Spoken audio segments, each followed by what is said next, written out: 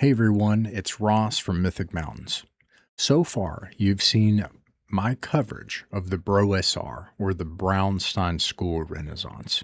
I have visited the strange lands of these people and discovered many fascinating things. First, they are who you think they are. Extremely to the right, lifts weights, goes to church, plays Advanced Dungeons and Dragons by the book. That still remains true today. By design principles, they play D&D as an adventure war game with a wargaming clubhouse mindset. They hand the highest level monsters, villains, and NPCs in the game to their friends up front to play right at the beginning of the game.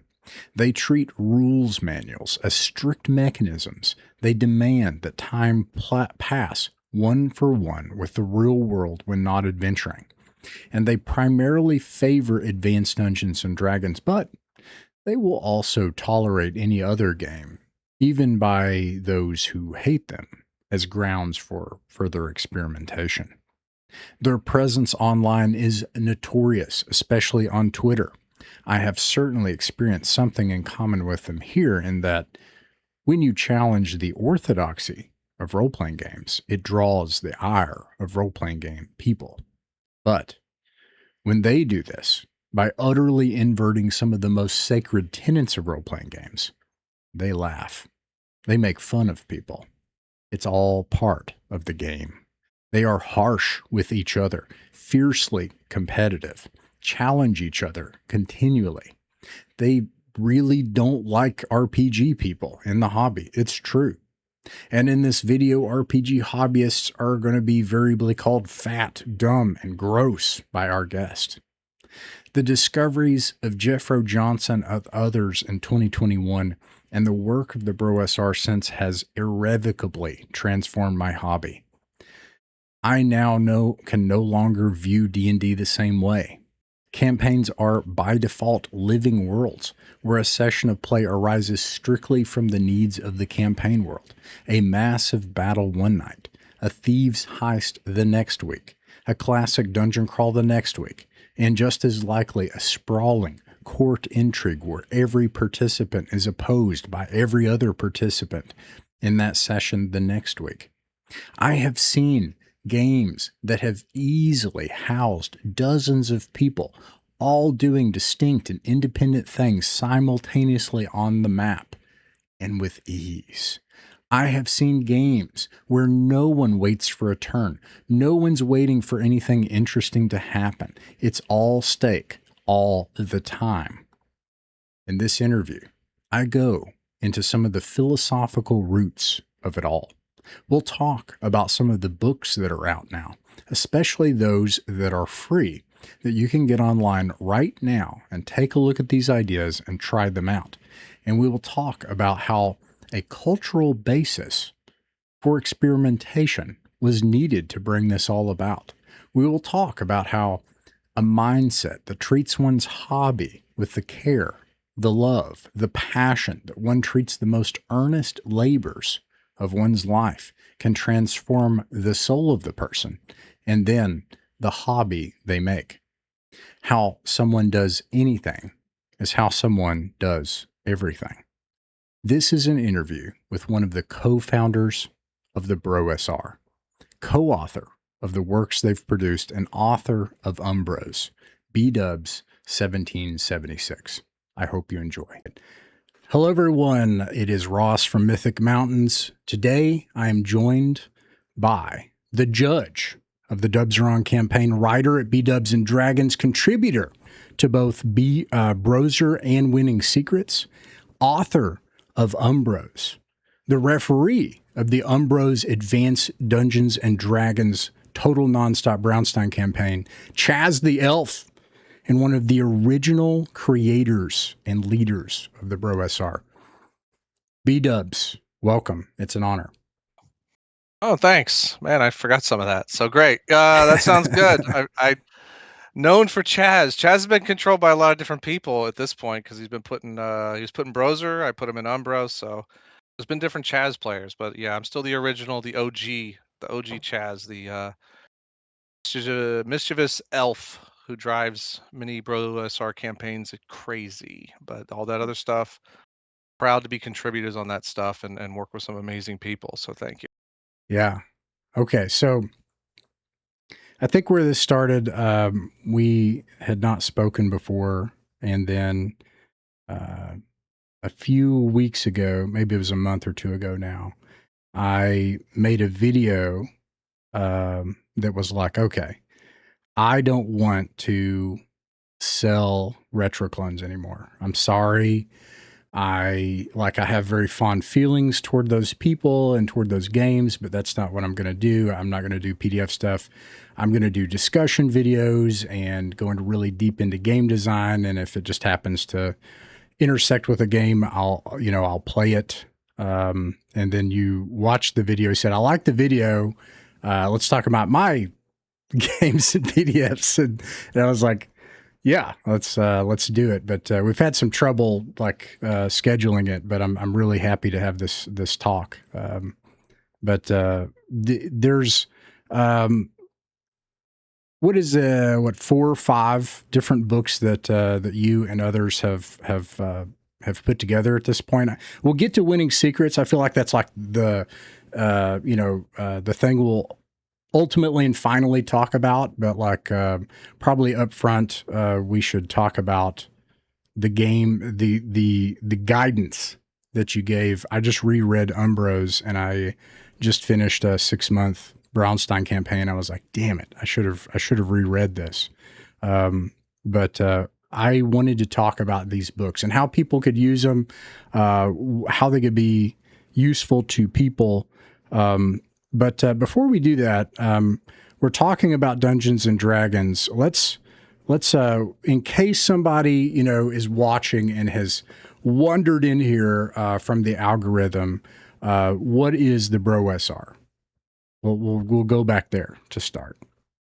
Yeah, okay. The BrOSR. Well, I hope some people wander in here. I'm sure you'll come up with like a clickbait title to get it, like your D&D game sucks or RPGs are fake, broken, and dumb, which did some numbers when I was on with Jeffro Johnson. But the BrOSR itself it's the OSR for the bros. It's since sort of been redefined as like Braunstein OSR. I think you may have even coined that term, but for us, it was just for the bros because there's a certain mentality of just being a bro that I think we play games better, we have friendships better than the types of guys in particular that you see playing D&D in like WotC style systems.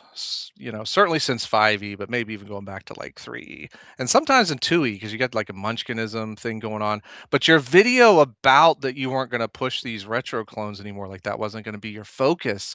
What I found most interesting was the social aspect of just how disgusting and pathetic the behavior you saw from some of the 5e players. I know you didn't go into details, but we could all kind of read between the lines of like 5e players and like lifestyle D&D has some of the like weirdest, most messed up, like socially just strange people involved. And we took on the term BrOSR because we just didn't want any of those people around. We knew those sort of people didn't like the term bro.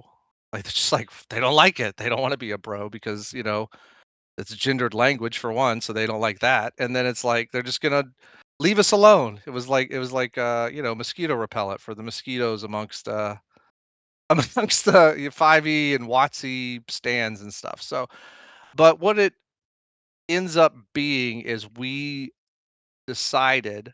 Johnson in particular decided to run Advanced Dungeons and Dragons first edition just exactly by the rules. And this is sort of like going back and like reinventing the myth or whatever. But that was the basic idea. And then what came of that is explored in our book, Winning Secrets, which is like an essay book.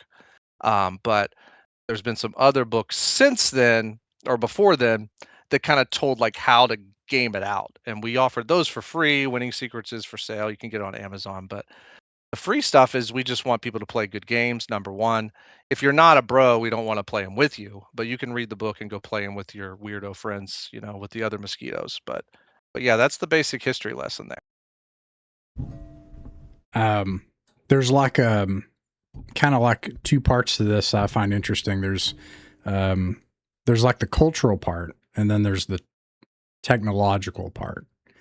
And I think they were needed together in a way, which maybe we can talk about later. Like, I have this theory that without the cultural part, and I mean this in a non-mystical way. I mean this like a systematic engineering way, that like without the culture, you couldn't have tried the technology. I don't know if that was intentional, but that was genius. But the cultural part, I think that's what like the BrOSR is known for, right? That's what's on kind of the tin, and what people find. And I remember the video when Jeffro Johnson returned. I don't know how I feel about that. It was kind of cool that he was like, you know what, I did this, but I understand why he stopped dancing and started writing stuff and making index cards or whatever. And I get it, but like, it was cool that I really thought it was cool that he like created this entire social, he created this whole social movement. And then the last thing he does, he's like, all right, I've said my piece. I've tried to help here. I think this whole thing is kind of gross anyways. Good luck with this. This woman did it right. And then he disappears. I thought it was the coolest thing ever. But nonetheless, he comes back. He's on a live stream, surprise appearance. It was fun. And everyone always says, and Rule of Thule says this in Winning Secrets, he says there's this mistake people make where you imagine, are you familiar with that article, The Subcultures of Play? Have you heard of that? No, I don't know that one. Okay. There's a really common OSR blog piece where it creates a taxonomy that a lot of people use. Classical, old school Renaissance, traditional, blah, blah, blah, blah, blah. And people that are really into figuring this stuff out tend to think in these ways. Even the author didn't want that. And Rule of Thule says that's not what the BrOSR is. We are not like a menu option. This is a complete rejection. This is a totally different thing. We don't, and that I found that compelling that Jeffro says, like, essentially his opponents are there and they're like, this is how you didn't integrate into this greater RPG community. This is how you're not being helpful to the RPG community. This is how you're da-da-da-da-da, and they're firing at him. And his response was so succinct and brilliant. He just says, I don't want any of that. We don't want any part of that. And it's fascinating because I think that this group of about 20 men who you call out in the book, and maybe one woman, you were able to develop this technology. And that's, by the way, what I would call it. I would call it technology that fixes D&D. Like, maybe you couldn't have built it without that cultural aspect. But essentially, everyone knows that campaigns die. Everyone knows that dungeon masters fatigue out. And everyone knows that there's all sorts of an unreasonable amount of personal conflict. And it fixes it. That's what I would say. Yeah, I mean, we did fix it, and it really wasn't that hard. You just have to stop being gross. I mean, that's the number one thing. But you actually, I think it was, I'm pretty sure it was you, but months ago. This was before you said like, okay, no more retro clone, content or specific retro clone content.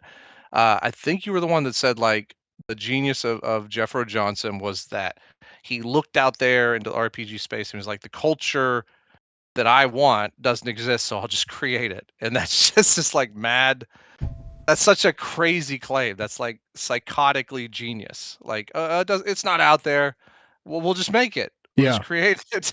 Yeah. And the fact, like you, And the fact that he likes is like, oh well, I'm done with this now. Is like, okay, first that's very Jeffro Johnson. That's him. But then it's like it shows that it's like he didn't value it to like this degree where it's like I have to be here. Like it's part of my identity. It was more like I have an idea. I think it'll fix some things. Let's here, guys. I go for it. Let's see if it works. Like I think that pulling it away from identity is one aspect of it because what you see with a lot of like the WotC stands is that it is their identity. It's a lifestyle brand. They don't really care if they have a campaign.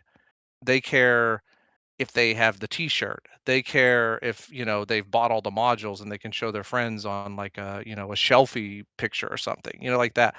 And that's not at all what we're doing. And that's not all what we're interested in. So, there was it's been a tough road because those people can be very they can be a lot. They get their claws out, they come at you, and that was part of the initial thing of like fighting back. And I think that what you said, the culture element, without that we wouldn't be able to do it because we had to fight back. Because when they came and said, no, no, no, you can't run first edition exactly as the rules because everyone knows that game is messed up. Like Gary was high on coke. He definitely didn't write it properly. It's impossible that Gary Gygax could have like written a usable game. Everyone's read the DMG and it's not ordered in the same way as third edition or even second edition. So clearly it's out of order, it's broken, it sucks. Oh my gosh, have you seen the unarmed combat stuff? What is going on?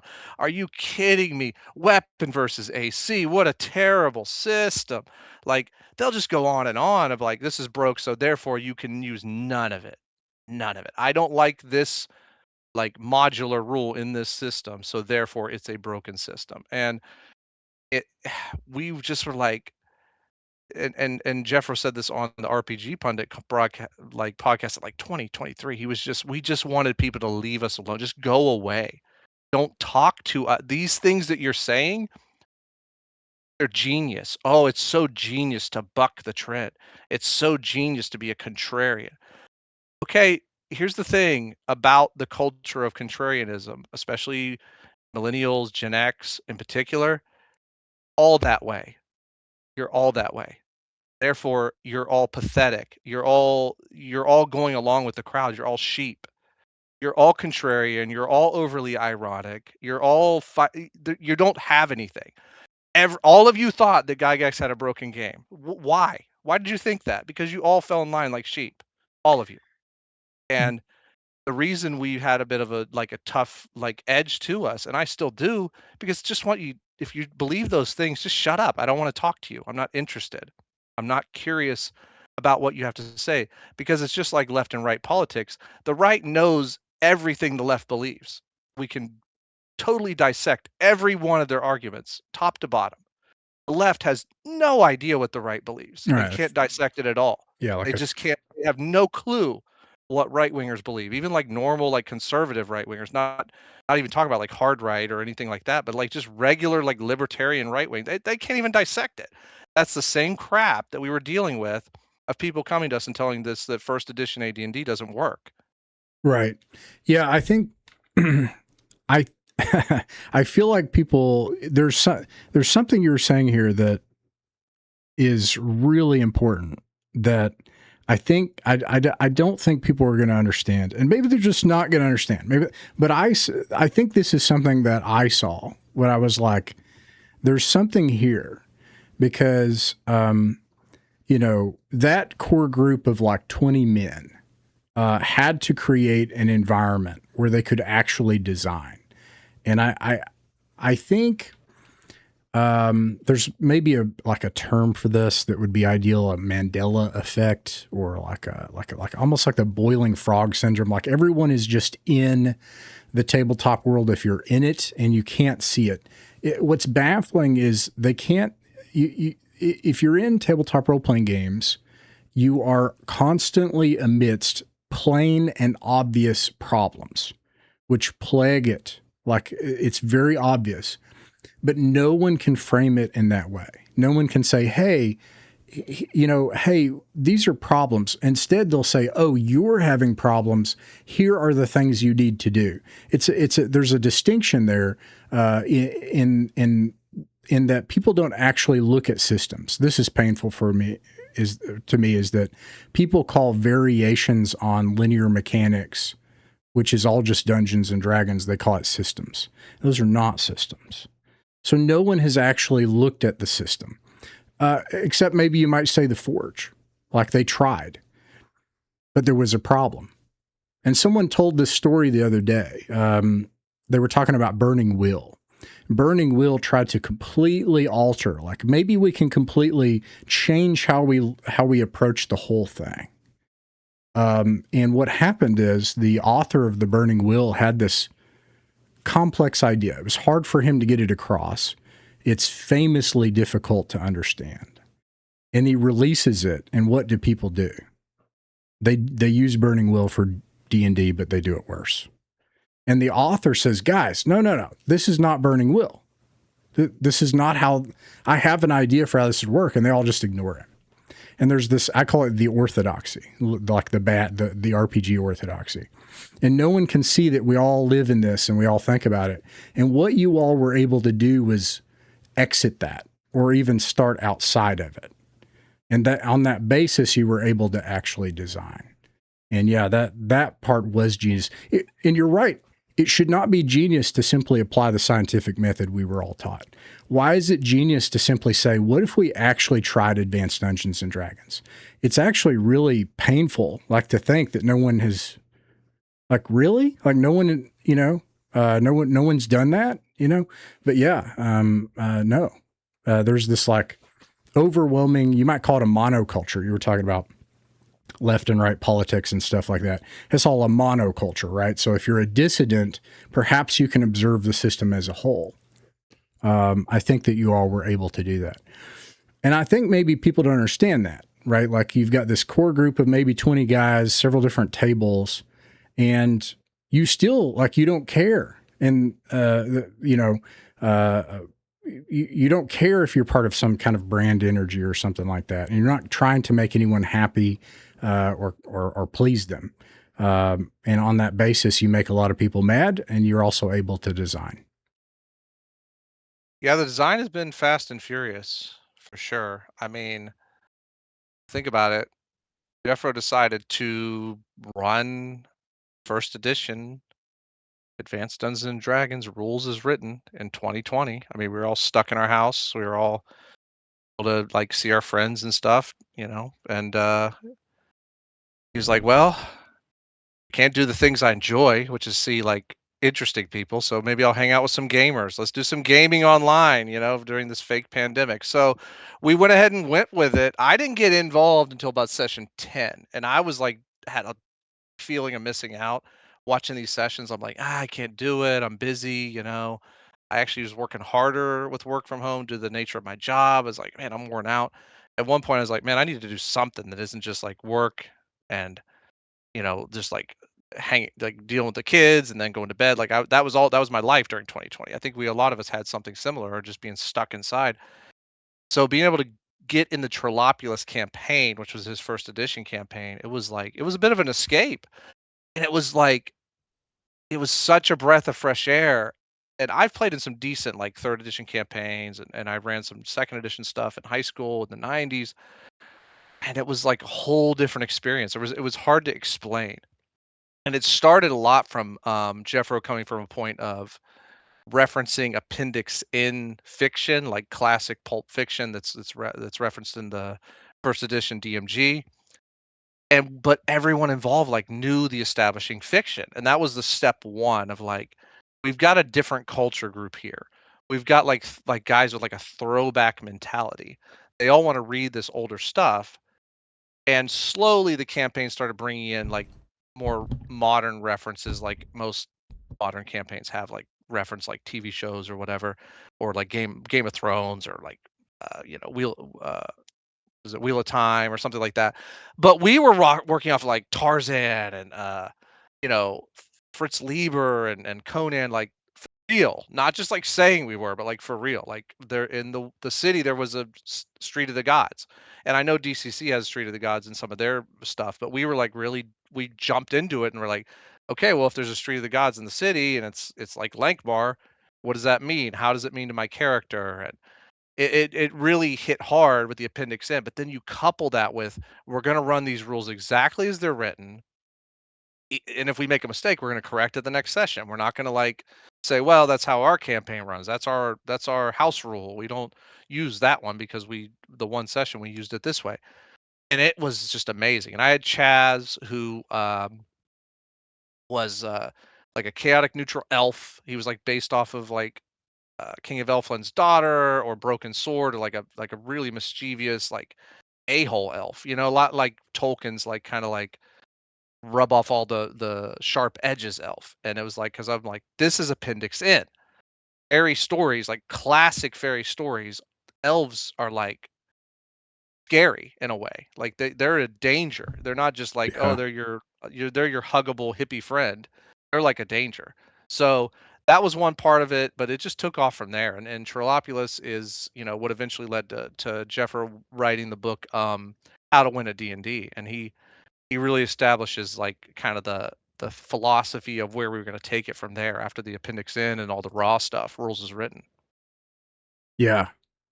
Yeah, that's and that also is really it's interesting, and now that I've kind of gotten to read those blog posts and Winning Secrets, the book, um, probably serve this purpose for me. So I think I'm the audience for it. Like, cause I discover, well, first of all, I discover BrOSR principles through third parties because I couldn't find the BrOSR. Now, I find that to be the case with lots of things, again, with the orthodoxy. The orthodoxy is the strongest with the brand. And then as you go further out from that, kind of what I call the hegemony, the main island, out into the things that border it, like the OSR, those can be hard to even find. And the BrOSR, I didn't find, but I found it through. I found people talking about one for one timekeeping, and I implemented it, and my game was utterly transformed. And people can see that on my blog about it. I have the longest running I think the longest running OD&D based OSR actual play on the internet. And it's run for over 200 sessions, and just that one thing changed. And man, if I had only changed the other things that I didn't, wow. But eventually in 2024, I hear about you all through Dundermoose and John Mollison. Those two things show up on my feed. When Dundermoose showed up on my feed, it was like a rap video. And I was like, this is the stupidest thing I've ever seen in my life. And then John Mollison was talking about how in AD&D, like the key to actually running it was to not really have a dungeon master, and like that no one should actually have that role, and that actually anyone ought to be able to run, and every single session should be wildly different with battles and different things happening at given times and all this kind of stuff. And at first I thought it was actually stupid, but a couple of things like kind of stuck in my craw and bothered me. I was going through new job training for a new job, and I was listening to these two guys at the time, and it bothered me, and I realized that the things I was seeing with what at the time I called like folk tabletop, which was my solution at the time, the problems I was seeing, these people who didn't want people to like them and were kind of mean to people on the internet, they had probably fixed these problems. And that I was shocked at this conclusion. And then I've gotten to run 2 or 3 of them since, and I think it's been an apocalypse for my hobby because I lost a lot of people that would play. The people that, if they're attached to that kind of lifestyle you're talking about, you realize that's what they're in it for. And I think I was too at various points. That was the oil that made that machine run. And without Yeah, it, it didn't work. What did you do before this? Did you start with Adventure Conqueror King, or were you even kind of more traditional and you were 3rd edition and 2nd edition, and then 2020 came and you came back, or like how did you make the step over into this? I think with a lot of people, a lot of people that played D&D or grew up with it, I got introduced by, adults. My dad introduced me, and then it was, my dad didn't want to be the forever DM, so I started DMing my friends, and it was, second edition or whatever, and then I lost interest. You lose interest through high school or whatever, and you find out there's other things in the world besides tabletop RPGs. Like going out to parties and having fun, and actually like leaving a basement, like because I was literally in a basement. So, you do that, and then third edition came out. We're like, man, this is pretty cool. This is a pretty cool system, and we did years and years and years and years of third edition with my local group, and I don't know, probably 10, 12 years or whatever. And we had a lot of crazy games, and they were kind of more story based. And I'll come back around to this, but that's where I saw what eventually now I call the total nonstop Braunstein, sort of on accident. And I was not the DM; it was my dad. So he kind of came back into it because he's like, "Oh, this third edition, this is pretty cool." But anyway, I was done with it. I had moved on. I got married, having kids, and all that stuff. And then when Jeffro was like, "Well, I'm going to give it a shot," I was still kind of playing OSR games. I tried DCC because everyone does, and I had Axe, but I hadn't really run it in any serious capacity. I just thought, "Oh yeah, this might solve all the problems." I always wanted to see castles and armies and stuff in D&D. This on the tin, it says this is going to fix all that. Of course, it kind of does. It kind of doesn't. Just like any other game, you actually have to have the culture. You have to have the group. You have to be able to actually deliver and spend time doing this stuff. And so I wasn't really playing much when 2020 hit and Trolopulus started and all that stuff. So, but I was reading it. I was keeping up with some of the blogs. I wasn't watching YouTube. The videos about D&D are, on the whole are just terrible. They're just awful. And certainly back in like 2015, 16, that stuff. It was all the same. It was all the same stuff, like play act and do voices, and man, it's just awful. It's awful content. You're one of the few channels of D&D content that are worth watching, frankly. I keep up. I watch your stuff between Dundermoose, John Mullis, and you. That's like it. It's like it. It's unbelievable how nobody can actually analyze a real game. They all just want to talk about play acting and critical role. But when Trolopulus started, I jumped back in, and that's when I realized you talked about the cultural element. That's when I'm like, Jeffro had the cultural stuff, but it wasn't explicit. It wasn't like if you read his appendix and book, you can see he has it, but it's not really what the point of the book necessarily is, or the point of what he's trying to do. But the people who tried to destroy him on Google Plus back in the day, they saw it too, and they realized that's a target we have to destroy. We have to destroy this guy who's culturally right wing or whatever, or even just vaguely cultural right wing, because he's not like crazy right wing. He doesn't give a crap about Trump or whatever. If you read his whole timeline on Twitter, you're not going to see like a Trump post or anything, but they could see he's like a culturally right wing, and that's like you got to destroy this guy. You got to be like a feeding frenzy on this dude. So, but the Trollopulus basically got me back in it, and I'm like, well, I have all these Axe books, I played about 5 to 8 sessions with Jeff. I'm like, man, I could one-to-one time. I want to do a one-to-one time game. I want to use Axe. It has all these rules about armies. Jeffro, I'm going to outpace your game. I'm going to do it better than you. I'm going to show you out. Like there's a bro element to that is explored in Winning Secrets, especially in my essay in it. Where it's like we create GMs, unlike all the other cultures. Every other play group you have has one GM, has one DM, and he's just like put upon forever for like years and years and years. His group shows up and is like, "Hey, buddy, entertain me. It's your turn. I'm here. I'm gonna play on my phone, and you tell me what the story is, and I'll put my phone down when it's my turn." That's the play culture, and it sucks. It sucks really bad. But the BrOSR culture is like we create GMs, we make GMs, and I was one of the first ones that branched out, and I'm like, I'm gonna run Axe because it has all these rules. Now, hindsight's 2020. I really wish I would have just stuck with 1E. So I'm now promoting 1E primarily, but so that's kind of how it went with me on that front. Okay, that's good to know, because I was just kind of wondering when I'm reading Winning Secrets and I see when you enter and all of a sudden the chaos starts to there are like these 2 moments where the chaos starts to go like this. Like the first part, like the first 10 sessions or so it's an old school Renaissance game, but But he does a couple of things at certain points where he consciously chooses. And I don't think this isn't a form of genius, but there's something to this that's not allowed in the orthodoxy. I have experienced this because I've done some experiments myself, and frankly, I've just found like RPG culture despises the scientific method. They really hate experiments, and I've really faced a lot of flack. So I see at one point he thinks he's going to make like a mega dungeon, and he has this OSR pedigree. So he's got like 1-page dungeons. He has this whole lexicon of how to put an overlay on top of this to make it comprehensible to him. And he makes the choice to say, you know what? No, I'm not going to do that. That's not what this game says it is, and I'm going to do what it says it does.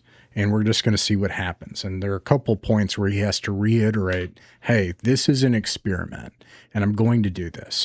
So that's like early on. And then I see when your character shows up, all of a sudden there's a lot more chaos.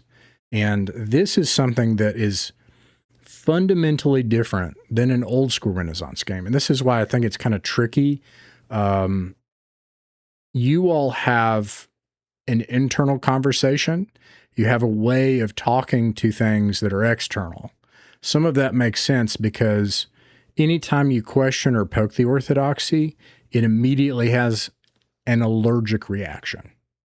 And I don't think that's normal. I think that's really, there's something wrong there.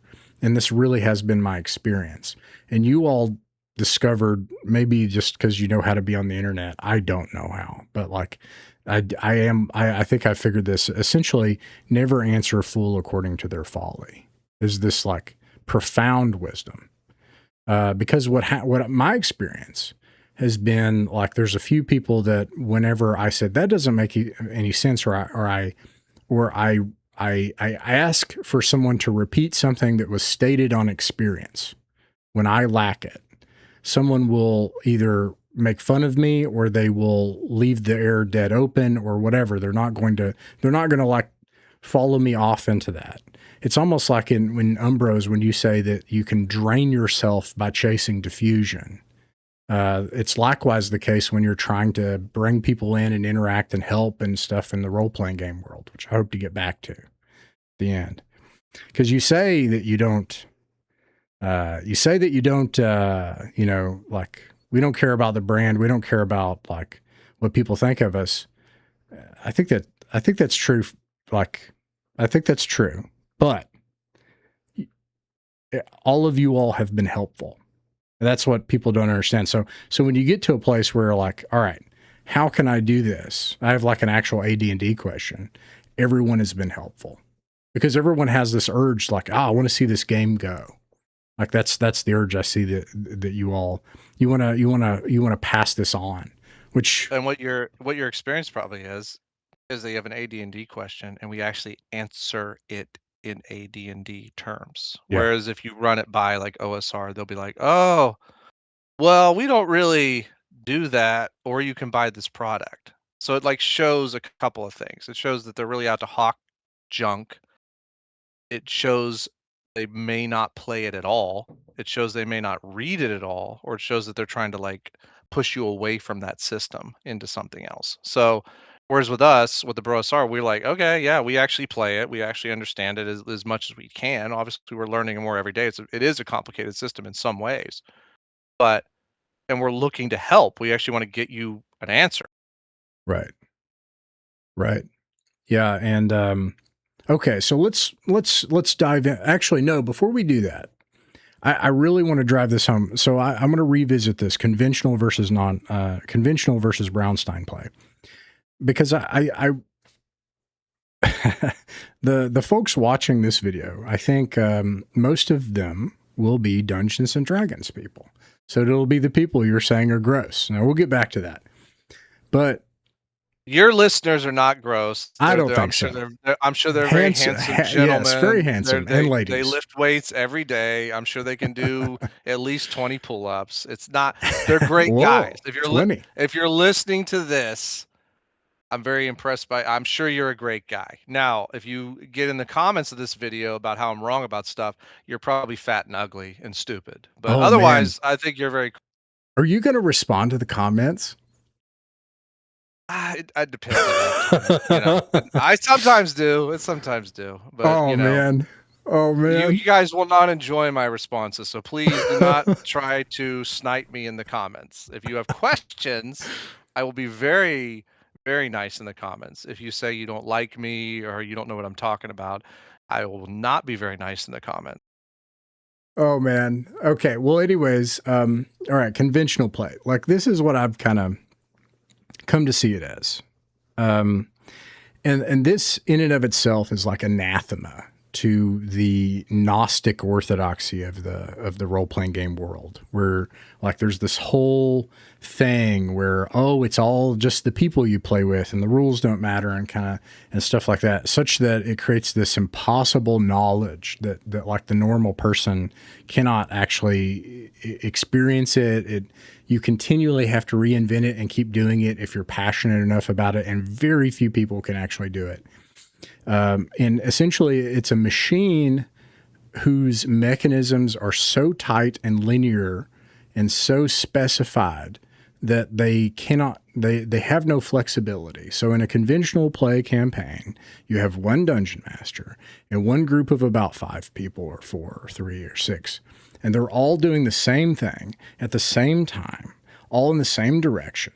And all of it must obey this aspect of how the machine works. So the world has to bend to that if necessary. The rules have to bend to that if necessary. And, it would be shocking to say, well, I'm sorry, but, if you want to play this character tonight, you just can't. They're not here.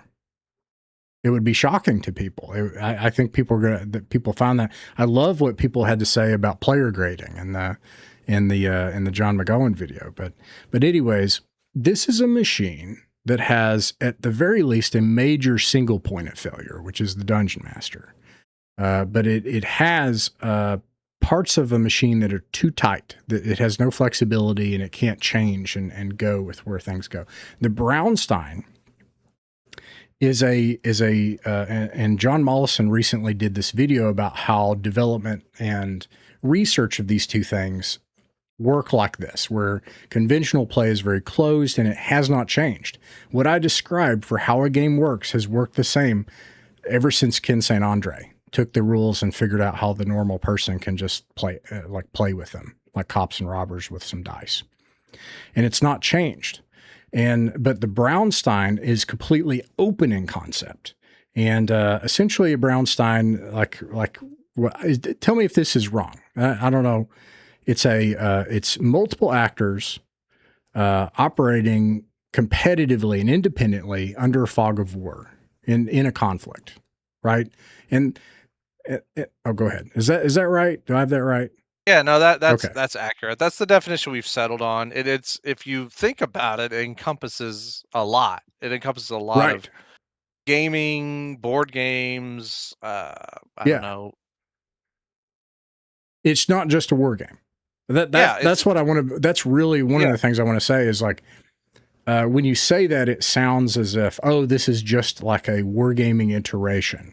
And I'm gonna be honest, I thought this was the case. I thought, oh, this is proto D&D. I would have called it that. I would have said, oh, this is like the wargaming club era of the late 60s, Donald Featherstone and Tony Bath and stuff like that.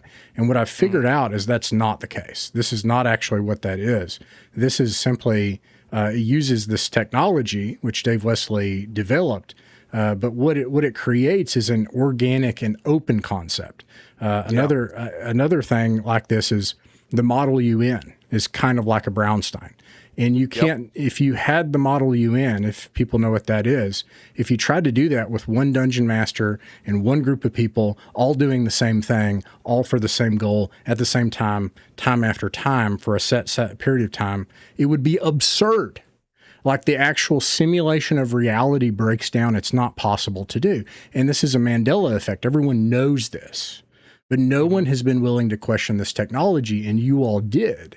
And then you created mechanisms. Now, I don't know if you disagree, But the two books we're going to talk about in a second reveal that it's still under development. Like there's still there's a lot of room to figure out how to do this and do it in different ways. But like it does seem like, especially Umbros, which I really should have read 2 or 3 times before my last campaign. You found a bunch of problems with it, and you're like, hey, here's some ways, and here's some technology, and you all have developed some new things since then. Yeah, I don't know if you disagree with that. Would you say that No, it's there's in no, development there's too? there's there's problems to it. It's in development. The whole thing was in development from 2020. Like what happened with Trolopulus running first edition AD&D rules as written, what you discover is the Braunstein concept of multiple independent actors operating in potential conflict under fog of war is foundational to D&D. Period. That's it. Now, the reason D&D has sucked so hard since then culturally is because everyone ignored that. Just ignored it. It was just like, "Oh, yeah, that's not I don't know what that is." They either didn't know it, tried to bury it, pretended not to know it, or never knew it in the first place. It is what it is. We rediscovered that. BrOSR rediscovered that. And you can disagree with it, you're just wrong. You're just stupid and wrong. Period. Go enjoy your conventional game of taking turns going around the table in the 4-hour combat where you kill 3 goblins while you take turns on your phone looking at Bejeweled until your turn comes around. If that is the game that you enjoy, I hate you. I hope you suffer very, very bad things in your life, within I just please leave me alone. Please don't talk to me. Don't get in the comments. Don't say this B-Dubs guy is rude and he shouldn't have said that. I don't play Bejeweled, I play Tetris. I don't care what game you play on your phone. The fact of the matter is that is what D&D Hmm. became because we all rejected that first edition Okay. AD&D got it right and had it as a Braunstein. That's why a lot of the rules in first edition are like, what is this? Right. That's why so many of the rules are confusing to the modern conventional D&D player. Now, with that said, of course we're developing this. Good Lord, we're reinvigorating and rediscovering a culture which has been lost since the late 70s. Yeah. You should all thank us. Get in the comments and thank me and thank Jeffro and thank John Mollison and thank all the people I put in my Winning Secrets essay because we're rediscovering it for you. You're welcome. We all talk about how the boomers didn't pass this down, that down, or whatever. We're bringing it back. Yeah. Okay? The Gen X didn't know how to pass it down. The millennials, I'm a millennial, but we need some of the Zoomer influence as well to like bring it back. It is what it is. We're bringing it back. We're rediscovering it. We're reinvigorating it. So it is a Braunstein. First edition is a Braunstein. Conventional play is awful. No one enjoys that. You may enjoy spending time with your friends. You may enjoy sitting in the basement with your Cheetos. You may enjoy that. I enjoyed that. I like my friends. We all like our friends. Yeah. But frankly, I'd rather play Monopoly with them than conventional D&D. I just would. I'd rather play poker with them than conventional D&D. I'd rather play Uno, anything. Like, why don't we just do that, you know?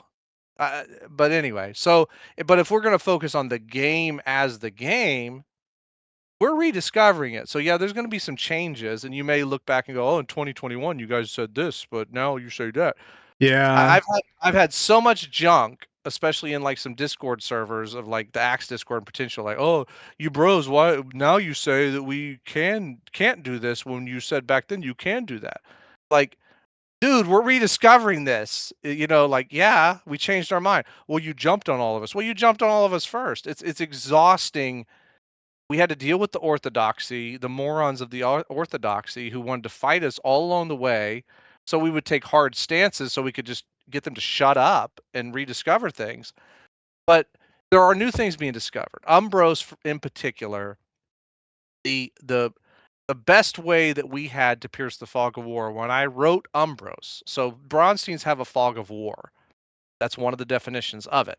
So you have armies moving around, for instance, or you may even have like individuals moving around, like doing assassinations or trying to like set up a new trade route and they don't want anyone to find out about it, blah, blah, blah. Right. The best approach we had for that was GOS, and I don't know what it stands for. It's GOSS. I don't care what it stands for because only morons care what acronyms actually the words in the acronym. We care what's in the acronym, what it means. GOS, like for gossip, because we're clever, smart Alex. It's like the DM will make a roll, and depending on the roll with GOS, the DM will say, "Oh, this person found out about what you're trying to pull off against them," or the whole world finds out about it. Blah blah blah. right. But And that uh, was the best fog of war technology we had when I wrote Umbros. But now we've moved on to Scene, which is even better. But go ahead. yeah, well, I think put together then it has been amazing. But this is all in the context of a game. First of all, let me say to everyone, please do tell B-Dubs if you feel like you've been affronted, please let people know. If you say his name 3 times, I'm sure he'll show up and he'll respond to your comments. It's going to be delightful. That part, I can't wait for the comments. It's going to be fun on this one. But so this is so compelling. There are parts of this in this, to me, the BrOSR can take this and say, what about this? What about this part? And and then you get like the refrain of, oh, no one ever did that, or, well, I did that, but it took a long time, or only in this blah, blah, blah, blah, blah, blah, blah. And it's some version of we can't actually do that. We can't. And it's because of conventional play. But on page 7 of the player's handbook, it says initial adventuring takes place in like a dungeon, blah, blah, blah, blah, blah. And then players will journey into dimensions, planes, times, and worlds, and so on. And that is where conventional play ends. Right there on page 7 of the player's handbook. Right there at that sentence, the next sentence, it says, then players will add characters to the initial adventure. The Melu will expand with several other characters, and they're all going to be involved in separate and distinct adventure forms, busily engaged in the same moment of game time, all at the same time, all at once. And this allows participation by from game to game, dungeon, metropolitan, outdoor setting. One session will see 2 players in a battle with actual miniatures one night, and the very next night, maybe you have those 2 players that are helping each other somewhere far away in a wilderness. This is a Dungeons and Dragons you're not allowed to have. You can't have it by the technology. It's blocked. The game ends at that sentence. Oh, we don't actually do that part. Or I kind of saw that, or I saw the promise of that. The old school Renaissance, I think for me, it's like that's the promise of that. And there's also, we're about to get to the book. I just want to really drive this point home for the person watching that essentially this is technology that by rearranging where people sit and the assumptions of the game, you can essentially have total player autonomy, and that can actually be the driver for everything that's going on.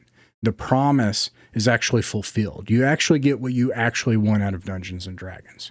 So that's my pitch. Now, you guys wrote some books. I'm so sorry we've been chatting. I've been having fun. So like we've been chatting for 45 minutes, but we haven't gotten to the books. Let's start with, I think we have to start with these 2 books. I don't have Umbros. You just put it in print on Lulu. I'm going to move soon, so I didn't want to get a print sent to the wrong place. Lulu takes forever. But you got these 2 books. You got BrOSR, and then you got Umbros.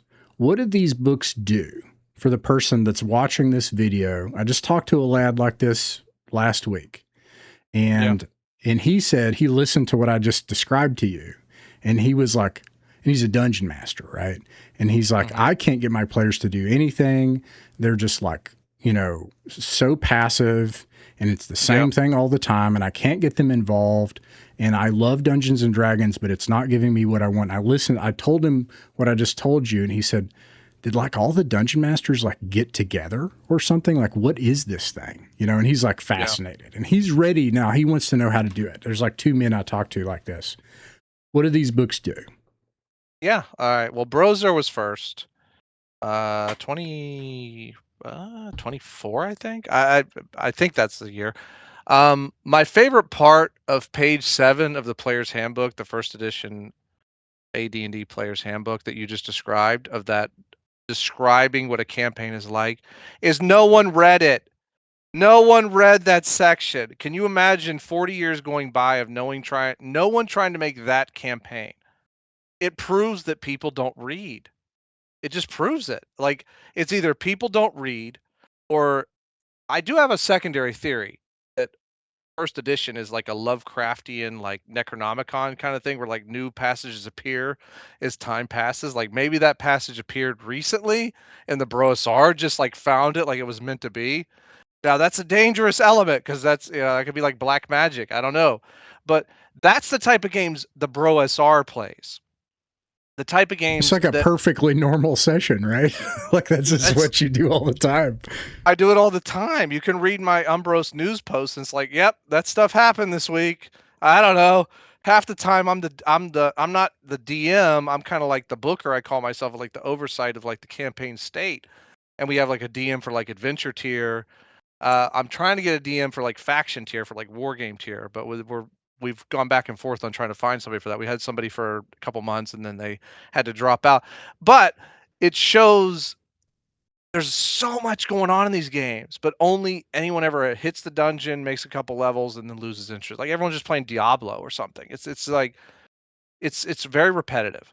So what BrOSR does, the main point of BrOSR in about 2004 or whenever it was we were trying to say like, people, we have this.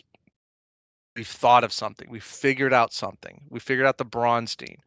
Please, please just try it. Please just try it. That's like the main thrust of the entire book. Pick this free book up, this free, cheaply produced book, and just run it. And that's it. That's like the entire thrust. But in that, Jeffro Johnson has an essay that did something more than I was the one that was like, let's make this book, guys. Let's make a book. Because we have these 15 or whatever guys. I think there's like 14 factions in there. So each faction in the book represents somebody who had a character they ran or an NPC they were assigned by me to write that character's army, keep, thing, whatever it is. We got keeps, we got armies, we got wandering stuff, whatever it is. Um, and they did it and they delivered, and we did it extremely fast. Like it was like 45 days. We had this thing done, written, it was done because we had a group. Because you just a group and a team and all that is just better than like one guy. Umbros, when I wrote it by myself, it took me about 6 months. But Jeffro in it went above and beyond of like, I'm not he's gonna write and explain what a Braunstein is in a level, and then he separated them into 3 types. Like, he didn't even realize what he's doing when he did it. And now looking back, it's so brilliant because we basically stake claim to like every game mode that isn't conventional play. Like anything you can think of, it's ours. We own it. It's BrOSR. It's our game mode. I don't care what you say. If you're playing your Bejeweled Circle Jerk or whatever, it's yours. You can have that. But if you're playing like anything that isn't that, it's BrOSR. We got it. You got to claim BrOSR is the forerunner. So what does it do? Please play a session Braunstein. It's simple. It's one night of fun. That's it. It takes as much time as a very contested game of Monopoly. Okay. If you get Monopoly players who don't want to spend money, who don't want to wheel and deal, it'll take about 4 hours. A BrOSR session will take about 4 hours. Same thing. What is it? It's a game mode. We have factions. You pick however many factions randomly of the people who show up that night. You try to make them opposed in alignment. You don't want to have like 4 good guys and no bad guys. Okay. You want to have about equal. So if you have 5 people show up, you have 2 good guys, 2 bad guys, 1 neutral guy, something like that, because it's separated by alignment. And they just have their own ideas about these are characters. It's role playing. You show up and role play, but your role play not just with a guy, not just dungeoneering, not just trying to kill a couple goblins, but you have like a city or an army or an insane magic weapon, or in one case there's a guy running around with like a pirate ship that like can scour the coast, whatever. But you come to the DM and you just like you tell the DM, here's kind of my vibe of what I'm trying to do. Then you go and talk to the other players like, hey, I'm going to attack the good guy. And then you join with me and we'll attack them together. Ha ha ha. But then eventually the DM kind of sees what's happening And then he's like, okay, it seems that we have a good guy versus bad guy thing. There's going to be a big army battle over around this area, this mountain. And then before the end of the night, then you run a little army battle. Or if you have like a bunch of assassins and thieves as all the factions, then you might have like a street warfare about who controls the blocks of one of the major cities. It's whatever the players come up with based on these factions. And the factions are from 14 different minds. So they're all over the place on what they care about, what they find interesting. I tried to keep them somewhat similar on like layout. Like first is like the description of what the guy cares about, then is like his resources, then is like his army, etc. So it's mostly usable. It's pretty slapdash. It's pretty indie. But you're going to be able to make it work if you have any creativity and you can accept that a Braunstein is not conventional. You're going to have more of a chaotic game. And that's what BrOSR is. Umbros is where I try to take those ideas and set it to like a particular milieu of Edgar Rice Burroughs' Elucidar, which is like the Hollow Earth setting, which is public domain now, which is why I chose it. And I think it's that setting in particular, and the Lost World setting and whatever, I think is distinctly American sort of like fantasy setting that has been kind of forgotten over time. So it's the same idea, but just applied in a more like not 14 different men's thoughts on what these factions should be, but like just my idea of what would make a really, really good campaign. Yeah, so when you describe this, you see, it's hard when you hear this. I don't know, like this is exciting and dynamic, and it's completely like the players are utterly at the helm. They can do anything. It's outrageous, like and the drama and the fun and everything. And this in playing Dungeons and Dragons, you're going to have combat, you're going to have exploration, you're going to have all that kind of stuff. But I hear some people sometimes say like, this sounds really like complicated, like what you said. And the reason is I think they assume conventional play assumptions. They assume, man, if I were to try to design this, then it would be very difficult. But the crazy thing about this is that by virtue of arranging its elements such that they face each other, what you call convergence, by allowing things to face each other toward the MacGuffin stone, whatever the conflict is, so long as all things are facing that conflict, you step back and do nothing. And the game itself is all. And in fact, it balks at the idea of preparation. Like it's laughable. If you prepare something, it's not going to happen. And I told this guy the other night when I talked to him, because he was talking about, I did Traveler. And what I did was I took BrOSR and I looked at its format, because the format is impeccable. Jeffro, and this is in Winning Secrets, there's a point where Jeffro says, all right, how do you do a faction? Just do this. And he essentially shows something about the size of an index card. And he says, well, this is takes me about as long as it took me to do a one-page dungeon. And then this generates all you need, and you hand a bunch of these to your friends. And that can be drawn from the monster manual, especially, and so on and so forth. But anyways, I took that format, which is 1 page or 2 A5 page spread. And I took that and I just I drew the map, because, there's like a map where it's happening. There's a conflict and there's the game. So like the game always has encounters, and I literally did nothing else. I did not do any prep. The prep took me 15 minutes. And I would say I really, if it existed on an existing campaign, I wouldn't need any prep at all. And tomorrow night I'm running in Dolmenstein. There's a bunch of thieves in a thieves guild in a city. I did not prep anything. My prep was determining the in-world weather and date and who's playing. That's it. I'm not preparing anything. It's outrageous. And this is way more fun, and they get to get up to absolutely anything, and they're not bound, by what their friends tell them to do. Now, it might be wise to do that, so it's not nonsensical. Sometimes the arguments about the BrOSR are kind of like pedantic or nonsensical. Like, oh, well, what if somebody stabs you in the back and you take the... Well, like, Gary Gygax talks about that. They're probably not going to be invited back to that group. That's stupid. That'd be stupid gameplay. So like, And you mentioned this in Umbros. You're like, you kind of start going into coaching territory. Like, well, you probably should talk to your faction player about this and that kind of stuff. So, anyways, it's Mhm. easy to run what you described. And Yeah. Umbra, yeah, go Well, ahead. with Umbros, what I want to jump into that real quick because BrOSR, I found why one thing I did with Umbros is I was like, okay, here are some problems I heard about BrOSR or saw when I heard other like BrOSR guys run it, and it was like having a humongous army to march around all the time without like a way of sort of zooming in a little bit. It's caused some static because there were some Braunstein sessions where it's like, well, I want to march over here and I want to march over there, and a lot of the gameplay was about like movement and how long it would take them to get there, and it's like that's not really what a Braunstein session is about. A Braunstein, like a type 2, where you like do turns per week or whatever, one turn per week, that is about that. So with Umbros, I was like, okay, the better session design that I've heard of, particular from like Scooter for Mike and stuff, is like have some sort of like a red wedding or like a court gathering or something where you send some sort of envoy to like wheel and deal, talk crap, whatever. So the Umbros session where I have a chapter in Umbros of like your first session Braunstein, quote unquote, of like, here's what you do. You know, have the good guy invite everyone to come.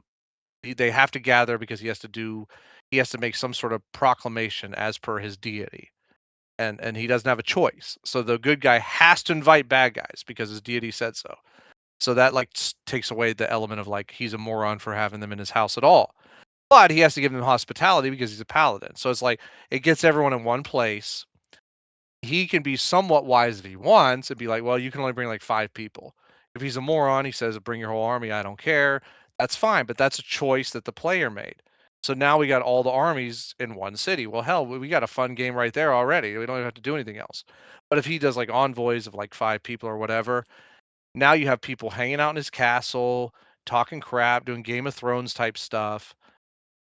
That's Yep. already I don't have to do anything. I It's just say so much go. better than like I can't even fathom. We just did one like that in Dungeoneer's game Hmm. a month or two ago, which was like a court. And I'm like the Duke, and then there are like these nobles, and there's like a criminal, and blah blah blah. And they all come Hmm. to this court gathering, and like those are painful in a conventional setup. And it Oh, requires they so much work on the part of a dungeon master. And in this case, you literally don't do anything. You literally, I personally like to have the rounds done in secret. So I like to have like a separate room, kind of like the Joshua Gaxian space. I really Mhm. like, so I like taking it in rounds, like the Dave Wesley one, or like a free Kriegspiel where, all right, now it's your turn, and I take them out. They can make Yep. secret orders, and then we all gather together. And when those rounds finish, I issue, hey, this is the new updated state.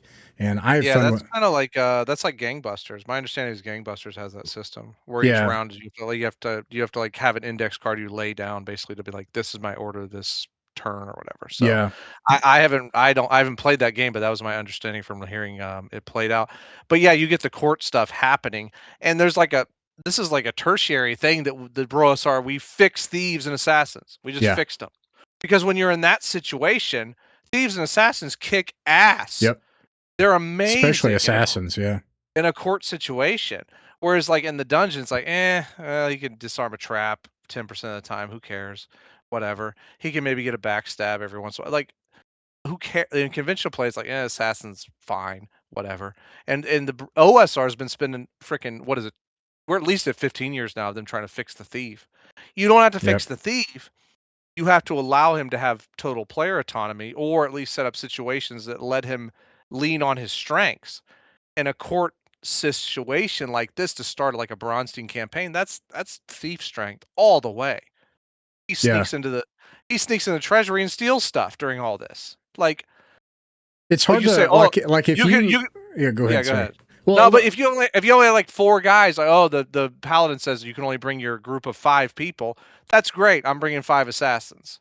That's a hell of a lot different than one fighter and 4 mercs. You know what I mean? Like, it's like I said, it goes back to Game of Thrones. You got like Ned and his soldiers. That's great, but Ned got his head chopped off. So yeah, we basically fixed the thief. So all the people said, "Oh, the thief can't do anything. The assassin can't. They suck. Who cares?" we fixed it with this type of gameplay Yep. because he shines in this scenario. Now you say, well, they're not going to play that scenario all the time. Yes, they're not going to play that scenario all the time. But a good assassin player, a good thief player is going to try and mold the campaign or lean the campaign into having more of those situations. Right. Like the players have enough autonomy where they can try to set up those types of sessions where they are like, well, heck with the, dungeoneering session.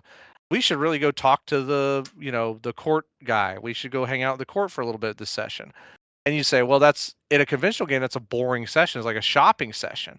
But in like a Braunstein campaign, you give the king or whatever over to some other player, you give his rival over to somebody else, and then the lower level thieves can run around and cause havoc in the background while they argue about whatever it is political stuff that's going on.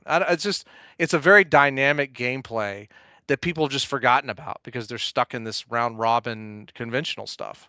And then another argument people out here will make is if they can begin to sense what I'm saying now about how this technology is actually elegant, simple, and human. It's actually like it's more human. This is like when I say the model UN, that models like how people get together and interact, multiple skills, multiple levels, all at the same time, all in multiple places. That's how humans are. We're not like, this like we're all facing, anyways.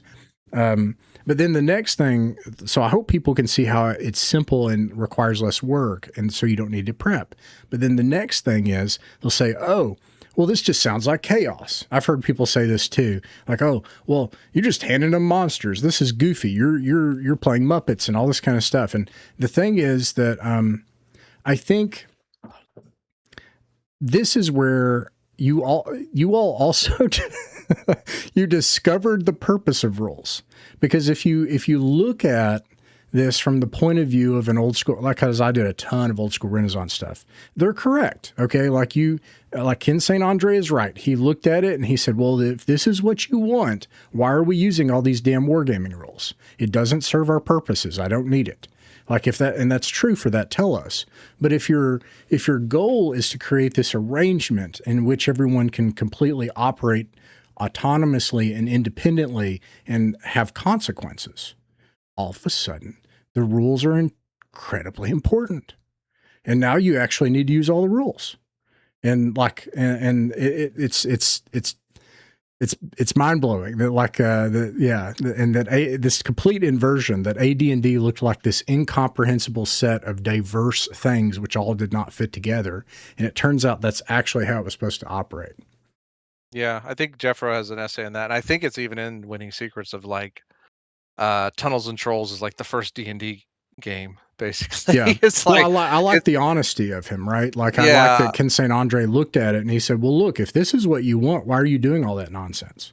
And that's true, right? Like you might as well. if all you want to do is dungeoneer, why not just make it up? Like Yeah. that's the deal. It's like, well, how much hit points did Orc have? Who cares? That's what I Roll always said one, in the roll OSR. 1d6, 2d6. It doesn't matter. And you even saw I've had conversations with OSR type people, and they just say like the monster itself doesn't matter. They have like templates they just overlay. It's like a bag of hit points. It has this much to Everything is a hit. bear. That's the saying Yeah, in the OSR. Yeah. yeah, it's a bear with a pie, bear with pie or whatever, orc with pie.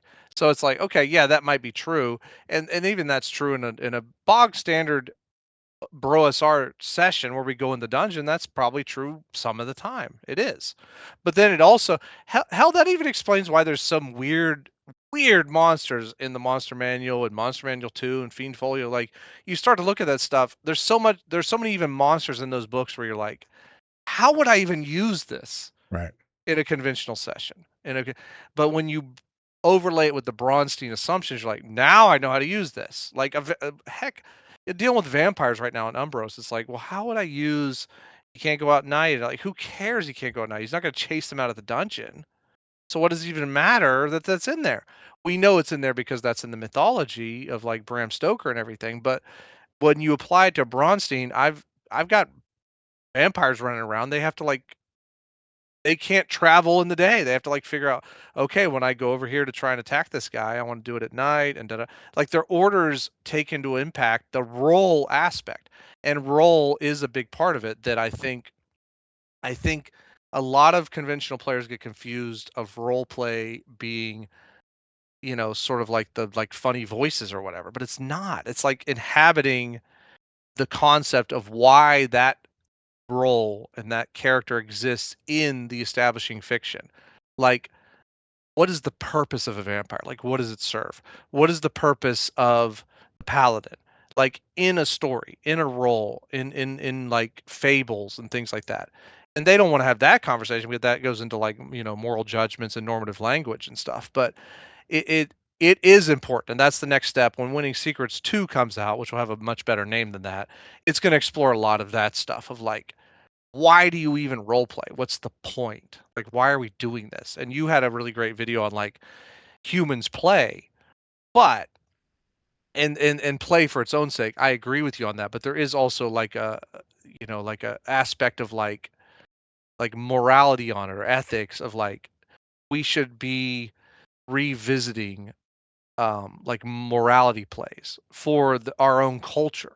Like the vampire gets vanquished because it's supposed to get vanquished and it means something for our culture. And I think we replay these things in well played real D&D, not conventional D&D because it's just about getting XP and etc. But in Braunstein D&D, that happens all the time. We do it all the time. And when the vampire gets away with it, or the bad guy gets away with it, the dragon, Ferrigno, the green dragon, gets away with it all the time, it drives people crazy because it's almost like it almost goes against justice. They're just angry, like somebody has to put this guy down. He keeps destroying the city. He keeps kidnapping people. He keeps gathering gold.